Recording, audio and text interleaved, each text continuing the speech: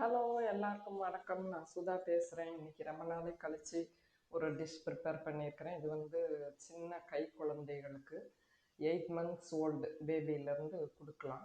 Even 7 months old கூட கொடுக்கலாம். இப்போ நான் வந்து ராகி ஃபிங்கர் மில்லட்டுன்னு சொல்கிறாங்க இல்லையா, அந்த ராகி கேழ்வரகை வந்து நல்லா முளை கட்டியிருக்கிறேன்.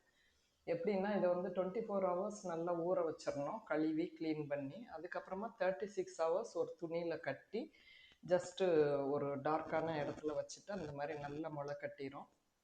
இதில் நம்ம வந்து தேவையான அளவு மட்டும் யூஸ் பண்ணிட்டு மீதியை வந்து நம்ம ஃப்ரிட்ஜில் ஸ்டோர் பண்ணி வச்சுக்கலாம், அப்பப்போ எடுத்துக்கலாம்.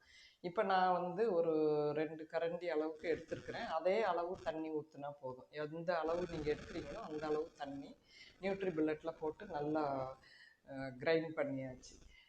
ரொம்ப ஃபைனுன்னு சொல்ல முடியாது, ஒரு மாதிரி கோர்ஸாக அந்த மாதிரி கிரைண்ட் பண்ணிக்கலாம்.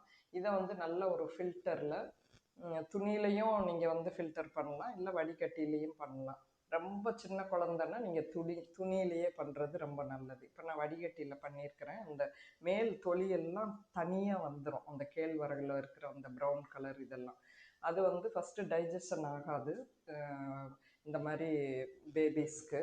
அதனால் அதை தனியாக எடுத்துடுறோம். இப்போ இந்த திக்கான ராகி மில்கை வந்து நல்லா எதையுமே இதில் வந்து ஆட் பண்ண தேவையில்லை. ஏன்னா வந்து சுகர், உப்பு எதுவுமே 1 year வரைக்கும் குழந்தைங்களுக்கு ஆட் பண்ணக்கூடாது. அதனால் நான் வந்து அப்படியே ப்ளைனாக தான் அதை வந்து கிண்டுறேன்.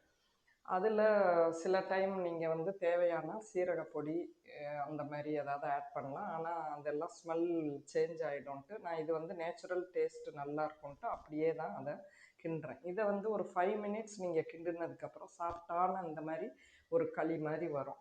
அதுக்கப்புறமும் தொடர்ந்து நீங்கள் இன்னொரு 5 minutes கிண்டுனீங்கன்னா அதில் இருக்கிற ஒரு மில்க் வந்து செக்ரியேட் ஆகி நல்ல தண்ணியாக ஆயிரும்.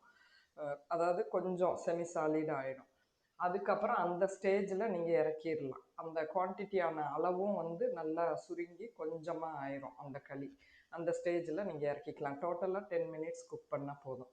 இந்த களியை வந்து அப்படியே, இந்த கஞ்சியை அப்படியே குழந்தைங்களுக்கு கொடுக்கலாம். அல்லது 7 months ஓல்டுனா அப்படியே அந்த கஞ்சியை மட்டும் கொடுக்கலாம். இப்போ நான் 8 months ஓல்டு பேபிக்கு கொடுக்க போகிறேன். அதனால் வந்து அதில் பாயில்டு எக்கை வந்து ஹாஃப் எக்கை நல்லா மேஷ் பண்ணி இதில் மிக்ஸ் பண்ணி அந்த ஃபுட்டை வந்து பேபிக்கு கொடுத்தா நல்ல protein, iron, calcium rich baby food. இதை விட சத்தான ஃபுட்டு வேறு எதுவும் இருக்க முடியாது. இதை வந்து மார்னிங் டைம்ஸில் நீங்கள் வந்து கொடுக்கலாம். நல்ல ஹெல்த்தியான ஃபுட்டு. நீங்கள் ட்ரை பண்ணி பாருங்கள். உங்களிடமிருந்து நன்றியுடன் விடைபெறுவது சுதா.